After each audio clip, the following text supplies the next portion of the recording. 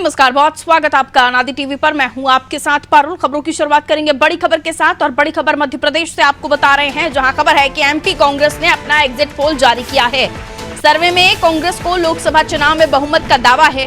कांग्रेस गठबंधन को 332 सीट से अधिक मिलने का दावा किया जा रहा है। मतगणना से पहले कांग्रेस ने इस तरह का अपना सर्वे करवाया है, जिसमें कांग्रेस 332 सीटें जीतने का दावा कर रही है। तो एमपी कांग्रेस ने अपना एग्जिट पोल करवाया है, जिसमें ये बताया जा रहा है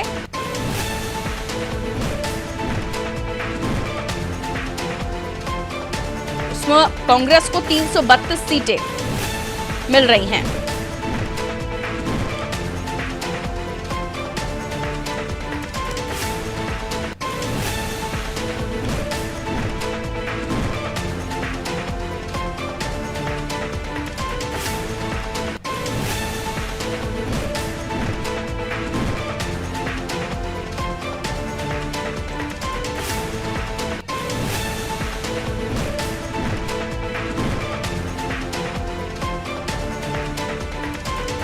आपको बता दें बड़ी खबर, जहां कांग्रेस ने अपना एक एग्जिट पोल करवाया है, जिसमें कांग्रेस को 332 सीटें मिल रही हैं। ये दावा कांग्रेस के इस एग्जिट पोल में हो रहा है।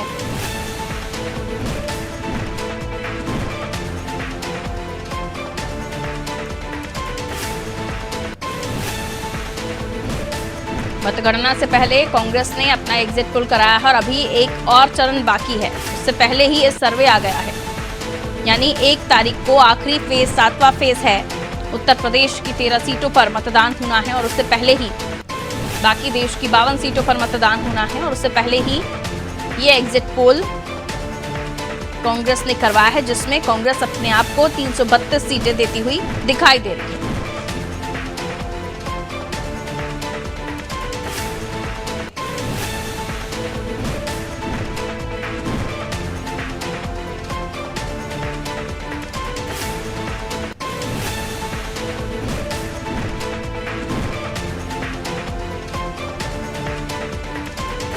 तो सर्वे में कांग्रेस को लोकसभा चुनाव में बहुमत का दावा किया जा रहा है।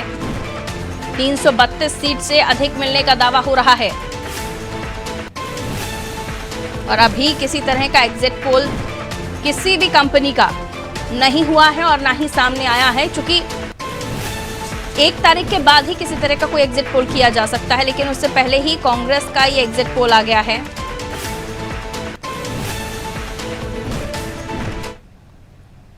और एक चरण अभी भी बाकी है। ये कांग्रेस का ऑफिशियल अकाउंट है, INC-MP यानी मध्य प्रदेश कांग्रेस का ऑफिशियल अकाउंट, जिससे उन्होंने ये आंकड़े जारी किए हैं। और देखिए माइनस प्लस भी उन्होंने आंकड़ा दर्ज कर लिया है कि कांग्रेस गठबंधन को 332, बीजेपी गठबंधन को 196 और क्षेत्रीय दलों को 21 सीटें कांग्रेस के इस सर्वे में मिलती हुई दिख रही हैं। मनोज वर्मा जी हमारे पॉलिटिकल एडिटर हैं, हमारे साथ इस वक्त मौजूद हैं। उनसे हम और भी बात करने की कोशिश करेंगे, उनसे समझने की कोशिश करेंगे कि ये आंकड़े किस हिसाब से कांग्रेस जारी कर रही है। मनोज जी, अभी एक चरण बाकी है, 1 तारीख को चुनाव होना है, लेकिन उससे पहले ही कांग्रेस अपने आप को 332 सीटें देती हुई दिखा रही है। इंडिया गठबंधन को 332 और कांग्रेस बीजेपी को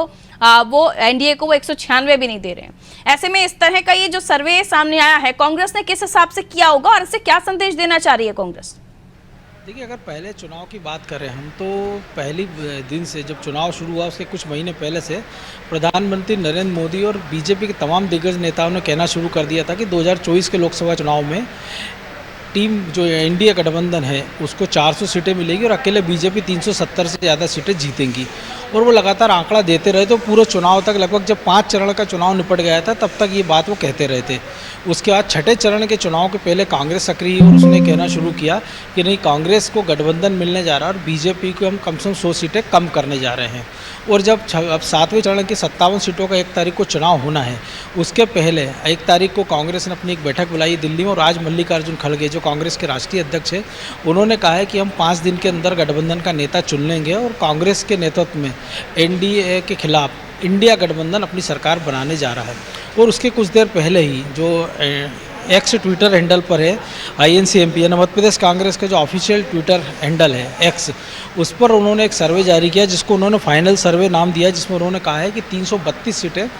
कांग्रेस और उसके सहयोगों को मिल रही है। इसमें ±5 क्या उन्होंने कहा कि यानी 337 भी हो सकती हैं और 327 भी हो सकती है। इसी तरह बीजेपी गठबंधन जो NDA है उसको 196 सीटें दी है, उसमें भी ±5 दी गई, और क्षेत्रीय दल उनको 21 सीटें दी गई, उनमें भी ±5 दी गई है। क्षेत्रीय दल में बसपा भी हो सकती है, बीजू जनता दल भी हो सकती है, शिरोमणि अकाली दल भी हो सकती है, यानी वो दल हैं जो कि ना NDA का हिस्सा है ना इंडिया गठबंधन का हिस्सा है। लेकिन सबसे बड़ा सवाल यही है कि जब अभी पूरे 7 चरण के चुनाव हुए नहीं है तो ये आंकड़ा आया कहाँ से। इस पर कांग्रेस का अधिकृत सूत्र है वो कहने से मना कर रहे हैं, लेकिन उनका साफ तौर पर ये कहना है कि पार्टी ने अपना इंटरनल सर्वे करवाया है जिसके आधार पर उन्होंने ये आंकड़ा निकाला है। जब उनसे पूछा गया कि इस गठबंधन में ममता बनर्जी की TMC की सीटें शामिल है क्या, जो कि अकेले पश्चिम बंगाल में अपने दम पर चुनाव लड़ रही है, और आम आदमी पार्टी जो पंजाब में अकेले चुनाव लड़ रही है, तो उनको साफ तौर पर कहना था कि ममता बनर्जी और आम आदमी पार्टी इन सबकी सीटें इसमें इंक्लूड है। यानी कांग्रेस ये मान के चल रही है कि ममता बनर्जी भी अगर चुनाव के नतीजे कांग्रेस के पक्ष में आते हैं, जैसा कांग्रेस ने दावा किया है, तो वो इंडिया गठबंधन का अहम हिस्सा हो सकती है। लेकिन सबसे बड़ा सवाल यही है कि जब पूरे चुनाव 7 चरण के हुए नहीं है, 4-5 चरण तक कांग्रेस चुप्पी साधे थी, और उसके तमाम सारे नेता, चाहे राहुल गांधी हो, प्रियंका गांधी हो, सोनिया गांधी हो, मल्लिकार्जुन खड़गे हो, या विपक्ष के दूसरे नेता हो, अरविंद केजरीवाल हो या ममता बनर्जी, वो बार बार ये कह रहे थे कि हम बीजेपी या इंडिया गठबंधन की 100 सीटें कम कर देंगे, लेकिन कोई ये नहीं कह रहा था उनको बहुमत मिलेगा। लेकिन 5वें-6ठे चरण के बाद जब एक नैरेटिव सेट करना शुरू किया और उन्होंने कहा कि हमको एक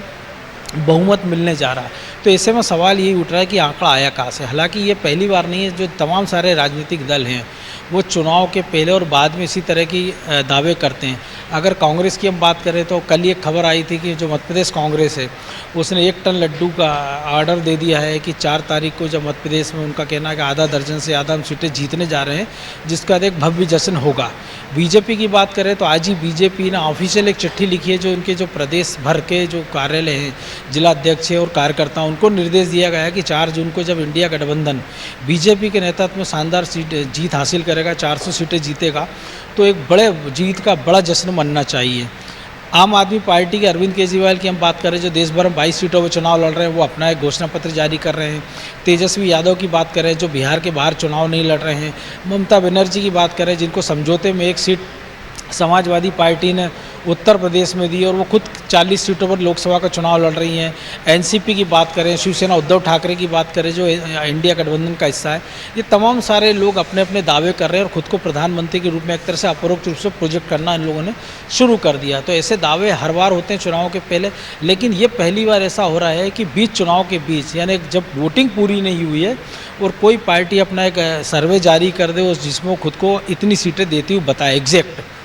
क्योंकि बीजेपी भी दावा कर रही है कि हम 400 सीटें जीतेंगे, लेकिन एग्जिट पोल जब 1 तारीख को आएगा, आखिरी चरण के जब चुनाव हो जाएंगे, उसके बाद शाम को 6 बजे के बाद जब एग्जिट पोल आएगा तो एक धुंधली सी तस्वीर उसमें दिखेगी। क्योंकि कई बार हमने देखा है कि ओपिनियन पोल और एग्जिट पोल वो पूरी सही तस्वीर दिखाते नहीं हैं। कई बार किसी पार्टी को हारते हुए दिखाया जाता है ओपिनियन पोल, एग्जिट पोल में, लेकिन नतीजे कुछ और कहानी कहते हैं। अगर पिछले कुछ महीने पहले के चुनाव की 5 राज्यों की बात करें, खासतौर से हिंदी पट्टी के 3 राज्य छत्तीसगढ़, मध्य प्रदेश, राजस्थान की बात करें,